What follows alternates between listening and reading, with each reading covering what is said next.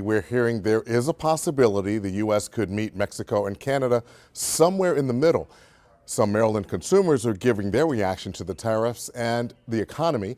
An economics professor tells us all of this adds up to uncertainty. Watching the ticker of the stock market, plenty of red appearing.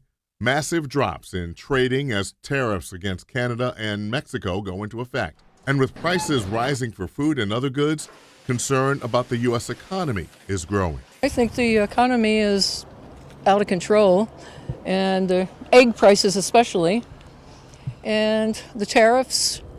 I'm just afraid they might retaliate, Canada and Mexico. I just think it's a lot for people to adjust to, and I feel like what's happening right now in the economy is not what the president promised that he was going to do. Governor Wes Moore also speaking about tariffs and the economy on CNN. This type of work is really just counter to what people are hoping for. When you think about the last election, people hoped for disruption.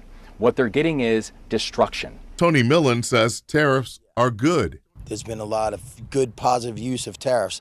It may bring on some higher pricing for the consumer, which is, I don't like that much at all. I think what people have to start thinking about is, can I go on vacation this summer? Can I get my kid an extra pair of shoes or a new pair of shoes? Those are real concerns that real people have. Towson University economics professor Tom Rhodes says people are trying to position themselves to brace for the changes. I suspect the strategy that the current administration is trying to achieve is a long-term solution to getting more businesses in the country, to getting more production in the country. It's just in the short term, there's a lot of uncertainty. Now, Professor Rhodes says a lot of people did not think the tariffs would go through. This was just a hardline negotiation tactic, but at least for now, they have been imposed. Reporting from the newsroom, Barry Sims, WBAL TV 11 News.